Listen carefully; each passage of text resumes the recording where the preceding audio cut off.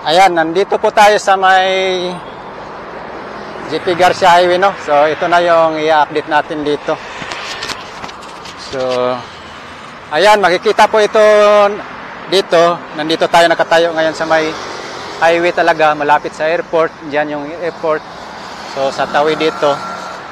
Ito naman yung Davao Airport View Hotel.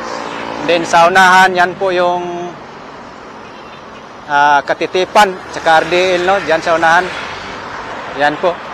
So, kung titingnan po natin ito sa mapa, dito, so, mayroon po tayong mapa dito sa bypass road na ito.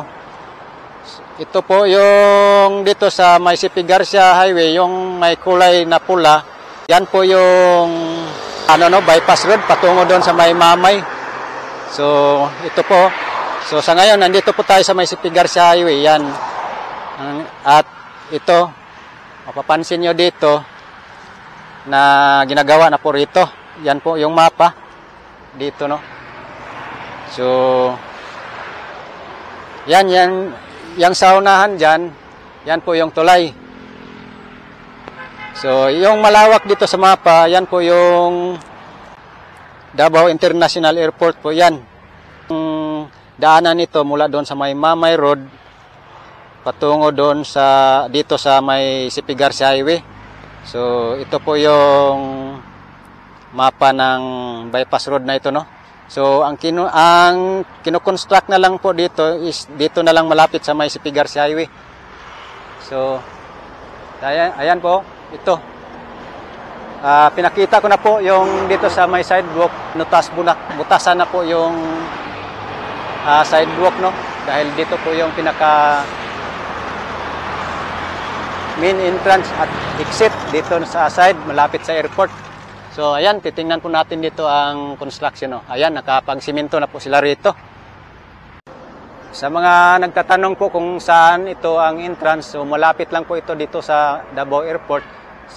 Sa gitna lang po siya ng Davao Airport at dito sa may Camp Katitipan. So sa pababa lang po niyan itong entrance exit. So far sa ngayon hindi pa po makikita talaga, no, kung madalas po kayo dumadaan dito, hindi pa siya makikita yung entrance exit dahil ongoing pa po ang trabaho diyan sa itong sidewalk, no. So far, sabi ko nga kanina, nakita natin na binutas-butasan na po yung sidewalk diyan. So, yan po yung magiging entrance exit dito sa bypass road na ito sa may Mamay, no, papunta. So, yan po yung patungo ng tulay. May tulay po dito, yan, no. So, ito, nakapagsiminto na po sila. So, magandang update po ito dito. Dahil nung last vlog po natin dito is, wala po itong siminto. Ngayon, nakapagsiminto na. Ayan, no, patungo na po yan doon. Malapit lang po ang sisimintuhin nila. Diyan lang po sa may tulay dahil yung sa gilid ng airport, na yun, okay na yun ang daan doon. Kompleto na yun. Dinadaanan na po yan to. So, sa ngayon dito, sinisiminto na po. So, magandang balita po ito, no. Dahil gamit na gamit po kasi ito, project na ito, dito. Isa po ito sa bypass road na ginagawa rito sa Davao, no. Marami pong bypass road dito ginagawa. Pakita ko na po yung sa may Panakan bypass road. So may vlog na po tayo doon sa may Panakan, from Panakan to Bunawan yung mapa doon. So ito naman may mapa tayo rito na naipakita. So So, nilalakad lang po natin papunta sa may tulay, no, malapit. Kasi, nung nakaraang vlog natin dito, wala pa pong siminto ito. So, ngayon, nakapag-siminto na po sila. So, magandang balita po ito. Magandang update. So, ang lapad, standard lang yung lapad, boss, no? Standard? 5 meters. Ayan. 5 meters po, standard ang 517. Last vlog na ko dire kay wala pa siminto ba. Karon simentado na gid. murag diha ginatira na po diha no kanang pagawas kay gibangag-bangag na ba? Napailubong ng mga drainage. Napay drainage diha. Drainage. Ihapit na din mahuman diyo. Sungko. Last vlog na ko diri kay diya pa to. Unsay kontraktor di bas? Pahati. Ay, RE. Mona, REP. REP. Mora na inyong project diri napay lain. Davao? Oh, dagano? Daghan. Daghan po. Kanang West Davao. Okay. Del Sur. Del Norte. Kay dito ko sa Panakan ba na bypass ito ang nagkuhan dito, Jima. Malagamot, Jima. Sige, boss. Mo, sulod ko dili gamay. Update ko. Okay, lahat. Ayan o, yan po yung lugar ng RDL dyan. Sa RDL po yan, private area po yan. Then, dyan lang po sila kumukuha ng lupa para itambak po rito, no? Na side. So, maganda po ito dahil ito po yung sulbad ba? Ito po yung sagot doon sa problema dyan sa may Labirna Hills. Dahil yung Labirna Hills po kasi pag tag-ulan dyan, grabe po ang baha dyan, tubig. Matagal bababa ang tubig. So, yan po. Kaya nga ito ginagawa dahil maibsan yung pagdaan doon. Halimbawa, ang baha ba, may alternative road.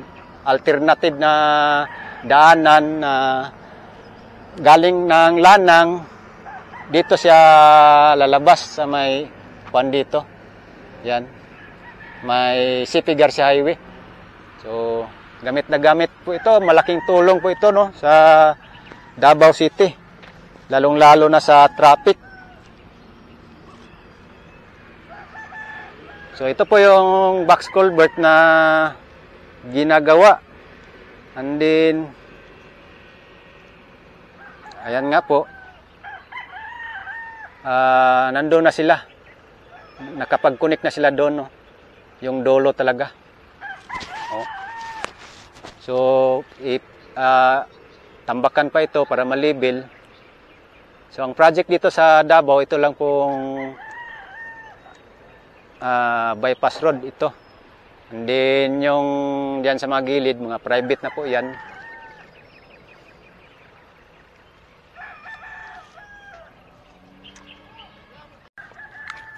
Yan. So, mula rito sa sinisiminto nila, patungo dito sa may tulay, is malapit na lang po dito. Malapit na lang po ang isang lane. So sabi ko nga, itong lapad nitong simento, ang one way niya, standard po daw ito, 5 meters. No? So malaking tulong po ito. Yan, ayan na po yung tulay dyan. So patungo na po yan doon sa gilid ng Davao International Airport. Labas doon sa may Mamay Road. Then pakanan doon, pa Buhangin, Pakuwa. Then pa left side doon sa may Mamay. Yan yung para Lanang area. So SM. So yan po yung tulay. So balik-balikan lang po natin itong update dito. Davao Airport Bypass Road, no? So, wala pa tayong makikita dito na mga street lights. Kasi lalagyan pa po ito ng street lights, solar lights, no? Ayan, no? Maganda.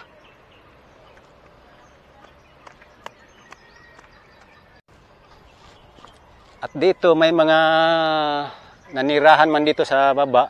Sa ngayon, madali na lang sila makapaglabas, no? Ang access way nila dito. So, diretso na sila dito, no?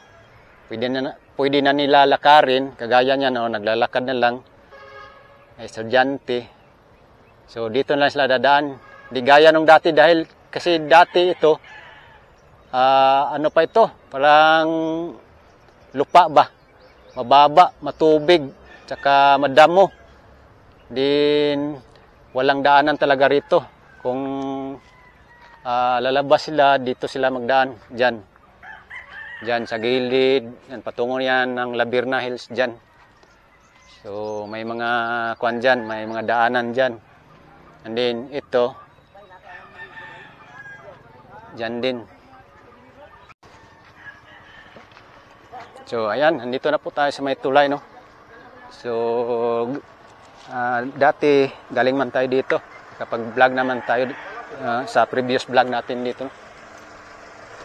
Ayan, ito na po yung tulay dito, no. Ayan po. Ito pong update natin dito na malapit na po talaga ito magagamit sa public. So yan po yung tower ng Davao International Airport, yung radar. So dyan. Dito, ginagawa rin dito ang kanya to. Gilid.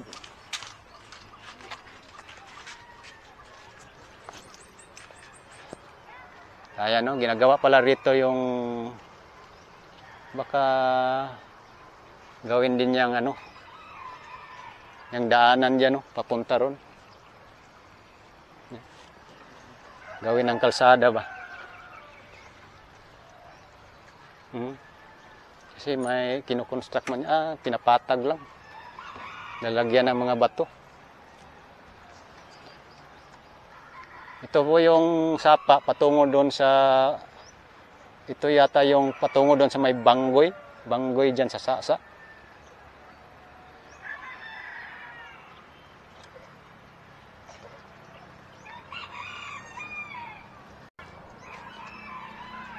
Ayan guys, yan lang po ang ating update dito sa may bypass road dito. Sa may Davao International Airport sa gilid. So ito po yung binabalikan ng mga kasamahan po nating vlogger, no. So like and share lang po nitong update natin guys.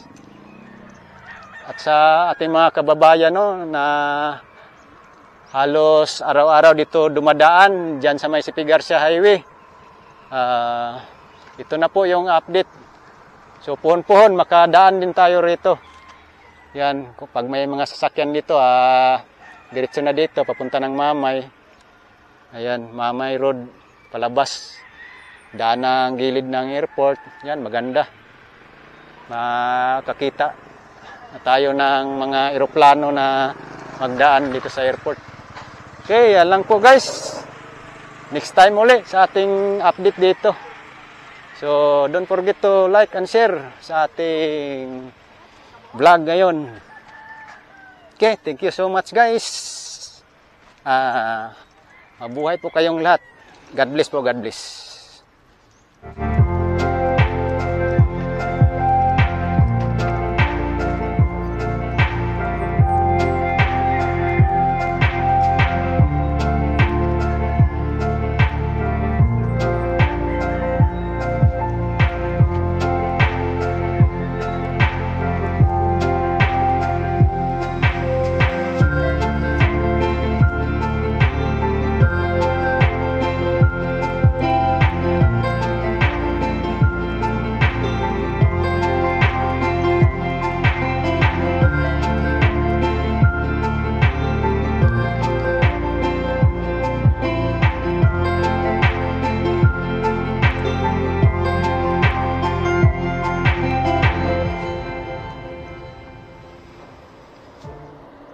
Ayan, according sa dito, worker dito, sa June daw po. So, abangan, yan, mga kababayan natin, no? Abangan natin to by June daw.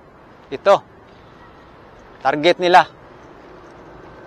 So, kunti naman lang ang ilahang trabahoin dito. Drainage lang daw, culvert, installation, dito sa, itong gilid to, tapos ayan, saka sidewalk. And then dito sa labas, ano na, yung culvert, saka sidewalk, dyan, drainage system. So, yan po.